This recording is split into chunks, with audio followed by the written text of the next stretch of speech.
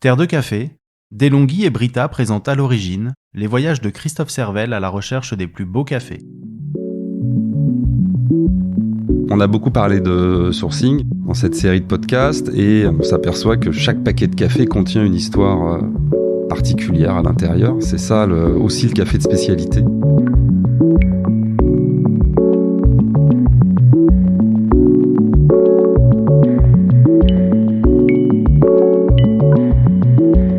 Donc la première des règles, quand on veut se faire un bon café à la maison, c'est de l'acheter en grains, évidemment, parce que un café moulu perd de sa fraîcheur très très rapidement. La matière est bien mieux préservée lorsqu'elle est en grains, lorsqu'elle est achetée au moins pas plus de 3 mois après la date de torréfaction. La première des règles, en fait, c'est vraiment ça, c'est d'acheter du café en grains, frais, et de le moudre juste avant de l'extraire. Je vais d'ailleurs laisser la parole parce que là, c'est plus moi le premier concerné par ça. Il y a Marie Picoche qui est chez nous responsable de la qualité et Alexis Figini qui est le responsable marketing de DeLonghi et qui est avant tout un grand amoureux du café de spécialité.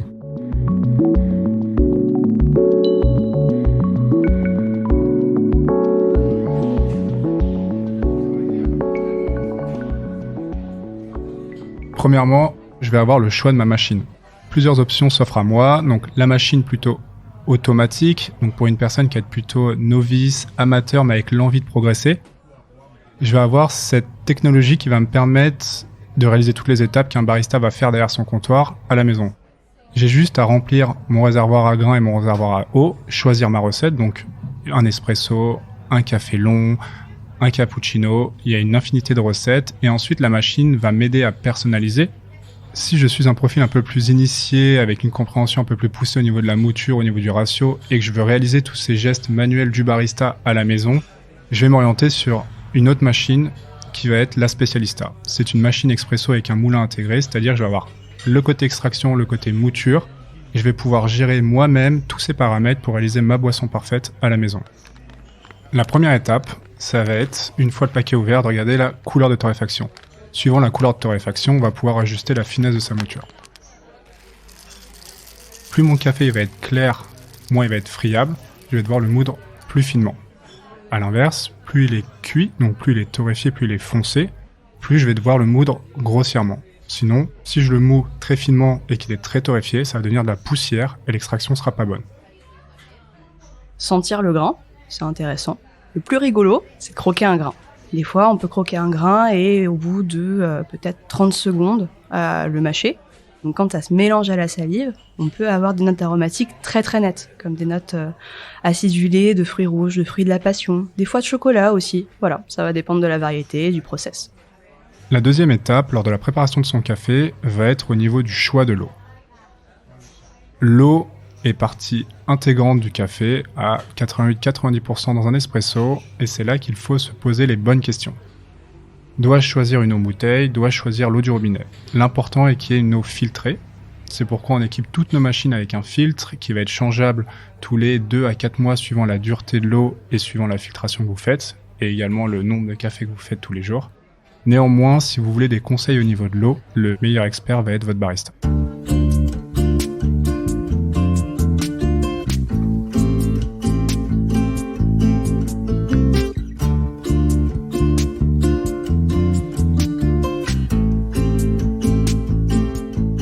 La température d'extraction de votre café, ça va avoir plusieurs impacts encore une fois. Plus l'eau va être chaude, plus ça va couler vite et plus ça va extraire beaucoup de choses.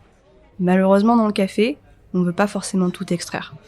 La température de l'eau, si on peut faire une comparaison, un espresso, c'est comme entendre quelqu'un qui chante. Vous allez avoir des notes aromatiques, vous allez avoir des intensités. La température de l'eau, ça va être le timbre de votre espresso. La température va faire ressortir certaines composées, des fois un peu plus douces, par exemple. Un peu plus directes, plus franches. L'idée, c'est d'expérimenter à la maison et de vous dire, bon bah voilà, mon torréfacteur ou mon barista m'a conseillé une température médiane, on va dire de 93 degrés par exemple, et j'ai envie d'essayer à 96 degrés, bah des fois, je vais faire sortir peut-être plus d'acidité, plus de sucrosité, peut-être un peu plus de ce côté franc, Et ça va peut-être convenir à certaines variétés et certaines torréfactions. En revanche, baisser la température de votre café, ça peut amener des fois plus de rondeur, plus de douceur, des fois un petit côté végétal. Voilà, il faut vraiment essayer. C'est ça qui est génial, c'est que maintenant, à la maison, vous pouvez commencer à faire le barista, mais en étant quand même un petit peu cadré par la machine elle-même, et sans finalement trop vous éparpiller. Vous arriverez toujours à un résultat qui sera digeste, peut-être pas parfait, ça demande un peu de pratique, mais au moins quelque chose de satisfaisant. L'avantage de cette typologie de machine est que le réglage de température est simple. On va avoir 4 niveaux de température qui vont couvrir la tranche de l'espresso de 88 à 96 degrés. Maintenant, la première question à vous poser quand vous êtes chez vous, si vous ne l'avez pas posé à votre torréfacteur ou votre barista, est de savoir par rapport à mon type de grain où je pars. Plutôt, entre guillemets, froid, 88 degrés, ou plutôt très chaud, 96. Le petit tips qu'on peut vous donner, ça va être de regarder la couleur de torréfaction. Plus votre grain va être foncé, plus il a été cuit, et du coup j'ai pas besoin de le recuire, je vais utiliser une température plus basse, et à l'inverse, plus il est clair, plus je vais pouvoir augmenter la température de l'eau pour venir équilibrer mon résultat en tasse. Un café peu torréfié va avoir une saveur dominante sur l'acidité, et à l'inverse, un café très torréfié, la saveur dominante va être l'amertume. Le ratio idéal par rapport à votre café, ça va être votre propre ratio. C'est-à-dire que le café, c'est une expérience sensorielle, et finalement, le dernier juge de paix, c'est vous. Il faut que votre tasse vous plaise.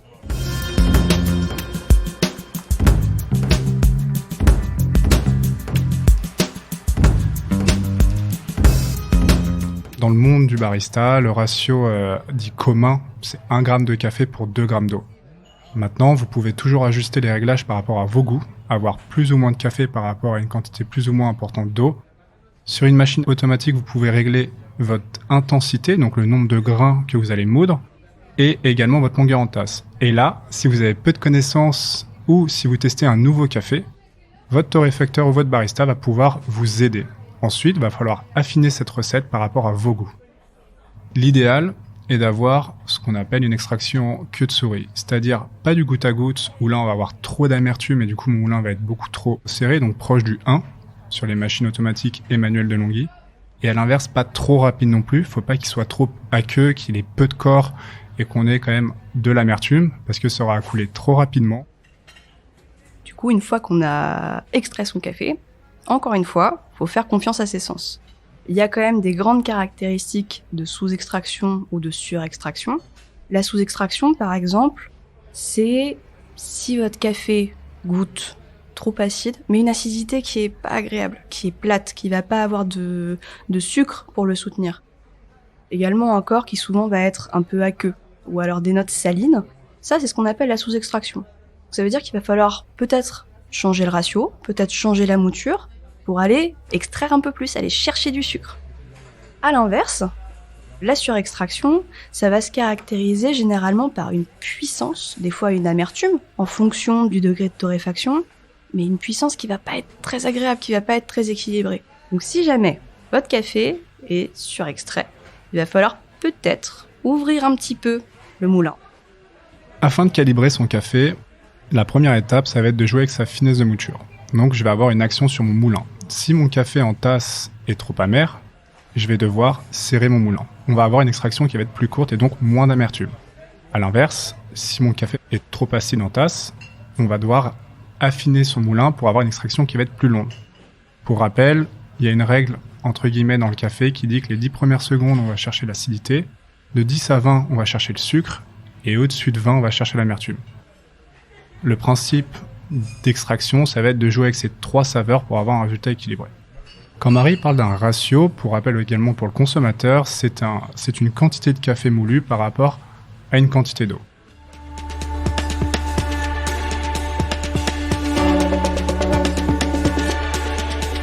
Là, le café qu'on calibre aujourd'hui, c'est la Josefina. C'est un café d'Équateur. J'ai sélectionné un petit Typica, donc ça c'est la variété. Ce café-là, il est intéressant parce qu'il va avoir des notes assez florales. J'ai eu des notes de lilas notamment, qui étaient assez surprenantes, et des notes un peu de noix. Ça oscillait entre la tarte aux noix de pécan et la noix du Brésil, et des notes aussi de ce qu'on appelle fruits jaunes. Tout à l'heure, on parlait de comparaison entre le café et les sons, la musique. Le café et les couleurs, ça fonctionne aussi. Chacun visualise ça comme il veut, comme ça lui vient, avec plus ou moins d'intensité. Mais pour moi, ce café, il avait une couleur un peu jaune d'or, qui me rappelait un peu la mandarine, l'ananas, la mangue. C'était pas très lisible, mais en même temps, c'était une acidité très fine, très douce. C'est un café qui est fin, qui est élégant, qui est subtil, mais qui est expressif. Voilà, avec un joli corps soyeux.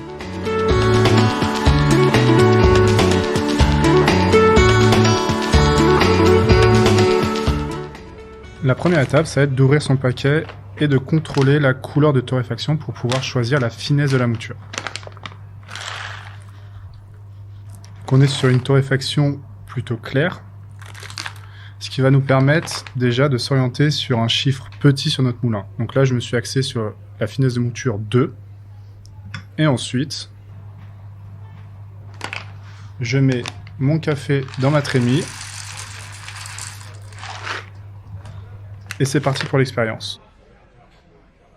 Le porte-fil se met en dessous du moulin et va moudre automatiquement dedans.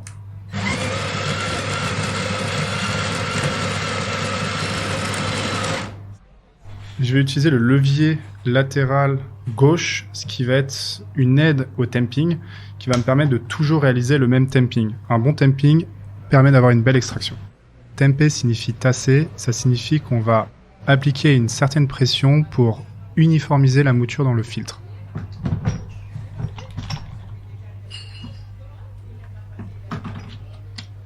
Vu qu'on est 2, je vais faire 2 tasses.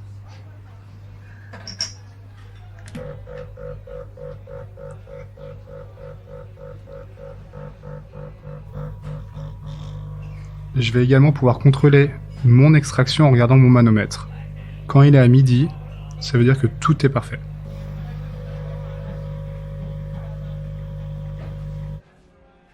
La créma, c'est un peu piégeux. C'est un peu l'habit ne fait pas le moine, mais il dit quand même comment ça se passe. Si vous n'avez pas de créma, ça veut dire que votre café n'est pas assez frais. La créma, elle va donner des informations sur la fraîcheur du café. Plus il est frais, plus vous aurez une créma qui sera épaisse, qui sera souple. Évidemment, plus il sera vieux et moulu aussi en avance, et moins vous en aurez. Donc la conservation à la maison, il faut y faire attention. On évite le café au frigo. On évite de l'exposer à la lumière, de l'exposer à l'oxygène, tout simplement.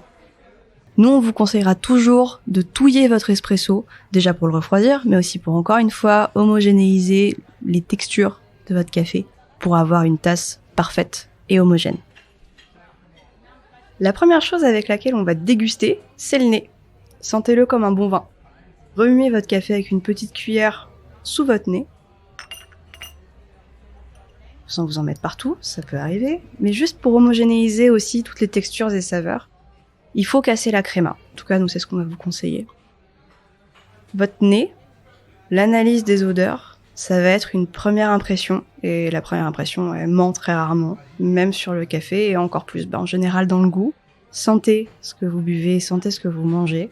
Là, par exemple, j'ai eu les notes de lilas, j'ai eu les notes de noix de pécan, j'ai un peu de mandarine. Je me dis au moins, je suis pas très loin du résultat auquel je m'attendais. Et après, je vais le goûter à différentes températures. Votre café, il évolue quand il refroidit. Vous allez avoir une meilleure perception du corps, de la viscosité du café. Ça, c'est la densité du liquide sur votre langue. Vous allez aussi avoir une meilleure perception du sucre, un peu différente. Différente aussi de l'acidité. On parle plutôt de fruité, du coup, quand un café est bien extrait. Souvent, les notes florales aussi, ça va mieux se sentir, se goûter, quand ce sera un peu plus froid. Donc n'hésitez pas des fois à laisser reposer votre espresso 20-30 secondes. On n'est pas obligé de le boire de façon express. Aujourd'hui, le café, ça peut se déguster aussi. On peut aussi prendre le temps d'apprécier un espresso.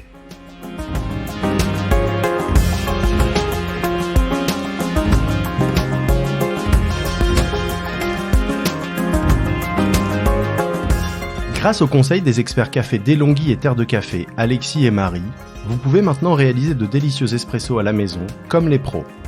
Il ne nous reste plus qu'à vous souhaiter une bonne dégustation et à vous remercier d'avoir suivi avec nous les aventures de Christophe Servel à la recherche des plus beaux cafés.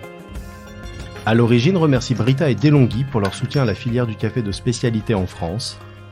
À l'origine est un podcast produit par Terre de Café et lefiltre.fr. Il a été réalisé et raconté par Stéphane Guinet, monté par Florent Sauvestre avec les musiques de Yok Mok.